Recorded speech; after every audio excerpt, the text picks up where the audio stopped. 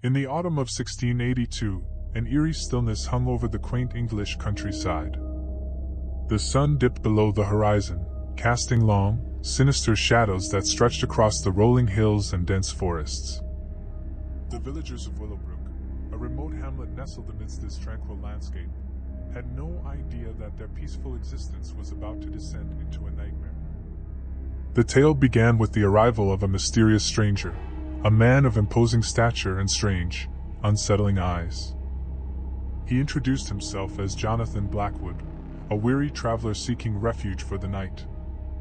The kindly innkeeper, Mr. Wainwright, welcomed him, oblivious to the sinister secret that lay hidden beneath Blackwood's polite facade. As the clock struck midnight, a bone-chilling howl echoed through the countryside. It was unlike any sound the villagers had ever heard. The horses in the stable whinnied in fear, and the roosters fell silent. Unbeknownst to them, this mournful cry marked the beginning of a terror that would grip Willowbrook. The following night,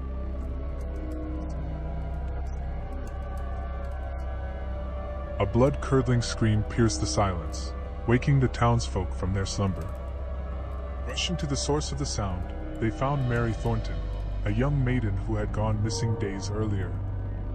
She lay dead in a pool of her own blood, her body mangled beyond recognition.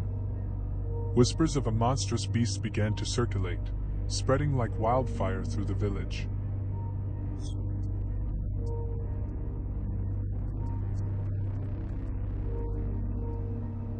The local constable, a grizzled man named Reginald Hawkins, organized a hunting party to track down the savage beast responsible for the gruesome murder. Armed with torches, muskets, and a sense of dread, they combed the surrounding woods, guided only by the dim moonlight. Hours passed, and tension mounted as the search yielded nothing but the rustling of leaves and the eerie hoots of owls. Just as they were about to give up hope, a guttural growl emerged from the underbrush, followed by the monstrous figure of Jonathan Blackwood. His eyes glowed with an unnatural, malevolent light as he transformed into a hulking, fur-covered creature. A werewolf, a creature of folklore and nightmare. Panic erupted among the hunters as they opened fire, but the bullets seemed to pass through Blackwood's beastly form as if he were made of smoke. One by one, the hunters fell, their screams echoing through the woods until only Constable Hawkins remained. With a chilling grin, Blackwood lunged at him, tearing him to shreds. The moonlight reflected off the crimson blood that stained the forest floor. The following morning, the villagers awoke to a scene of unimaginable horror. The inn was a shattered wreck, and the forest bore witness to the gruesome slaughter.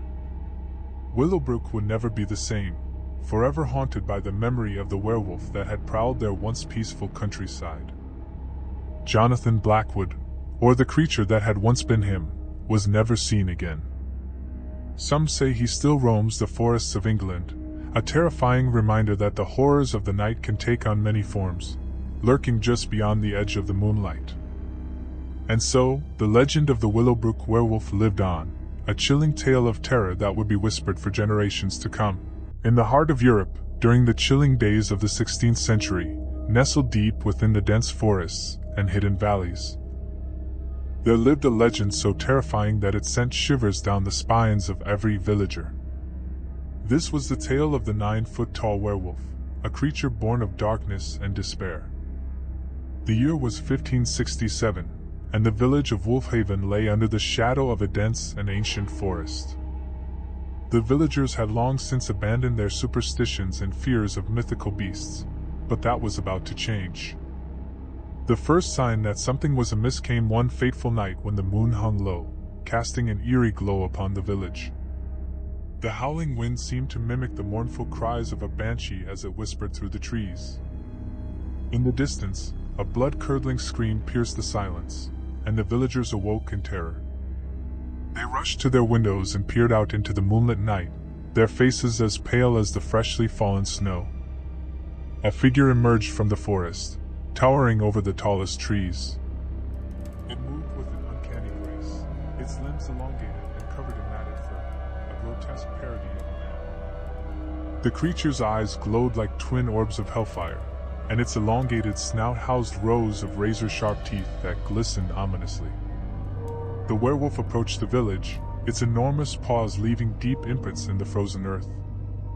Panic erupted among the villagers, and they scrambled to barricade their doors and windows, but they knew their feeble defenses were no match for this monstrous being. With a deafening roar that shook the very foundations of Wolfhaven, the werewolf began its merciless rampage. Houses were torn asunder, and livestock were devoured whole. The creature's claws left a trail of destruction in its wake, and its malevolent eyes gleamed with sadistic pleasure. As the night wore on, the villagers cowered in their homes, praying for salvation. Some whispered tales of a prophecy that spoke of a lone hero who would rise to defeat the beast. Others clung to crosses and prayed for divine intervention. But in the face of such abominable terror, their faith wavered. Days turned into weeks, and the werewolf's reign of terror continued unabated. It seemed invincible, impervious to any harm that the villagers could inflict upon it. Desperation gripped the hearts of the people as hope dwindled like a flickering candle in the wind.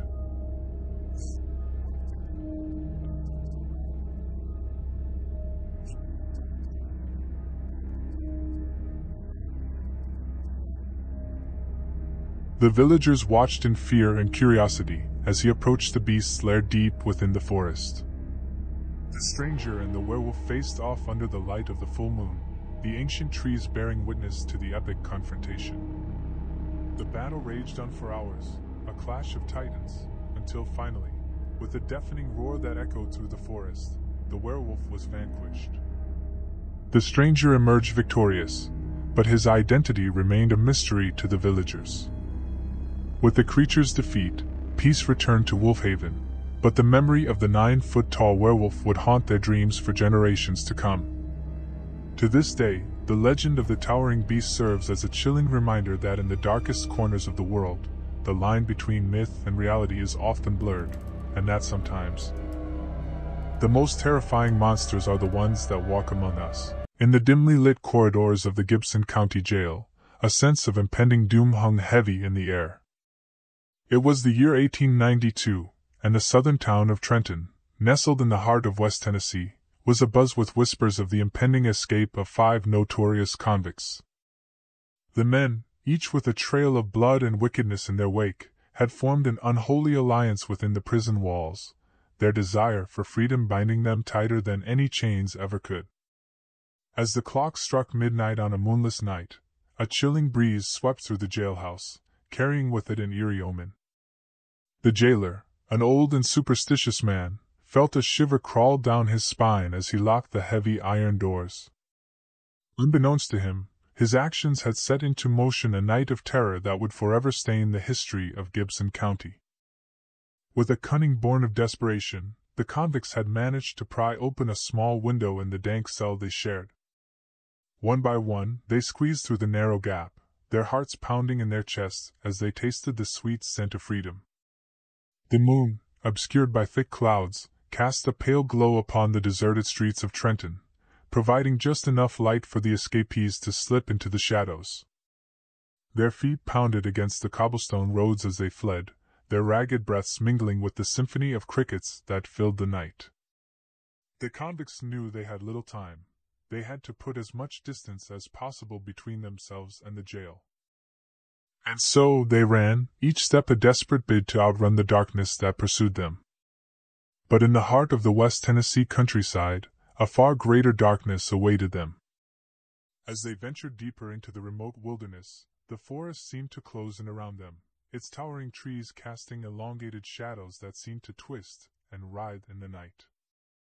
An otherworldly silence fell over the land, broken only by the distant hoot of an owl or the rustling of leaves in the wind. Unbeknownst to the convicts, a curse older than time itself had taken root in these woods. A werewolf, a creature of myth and nightmare, prowled the shadows, its hunger as insatiable as the void within its soul. Its eyes glowed like torment, and its claws glistened like polished steel, a silent harbinger of doom for anyone unfortunate enough to cross its path. One by one, the convicts began to sense that they were not alone. Paranoia clawed at their minds, and the forest seemed to whisper with an otherworldly malice. Their hearts raced, and their eyes darted around, searching for the source of their unease. But before they could comprehend the true horror that stalked them, it was upon them. The first to fall was Joseph. Black-eyed Malone, a cold-hearted murderer whose crimes had earned him a reputation as a devil incarnate. His screams echoed through the woods, his sound piercing the stillness of the night before being abruptly silenced. His companions could only watch in terror as his life was snuffed out, his body torn apart as easily as paper in the jaws of the beast. One by one, the convicts met their gruesome end, their cries of agony swallowed by the darkness. The werewolf, a manifestation of primeval fury, tore through them with a relentless savagery that defied all reason. Blood stained the forest floor, and the night air carried the sickening stench of death. By the time the moon emerged from behind the clouds, casting an ethereal glow upon the macabre scene, the once fearsome convicts had been reduced to mere tatters of flesh and bone. The werewolf, its monstrous appetite sated, disappeared into the depths of the forest, leaving behind a trail of terror and destruction. The town of Trenton would never forget that fateful night, the legend of the escaped convicts, and the ravenous werewolf passing down through generations. Whispers of the curse that plagued the West Tennessee countryside would haunt the minds of those brave enough to venture into its depths. A chilling reminder of the darkness that lurked just beyond the edge of civilization.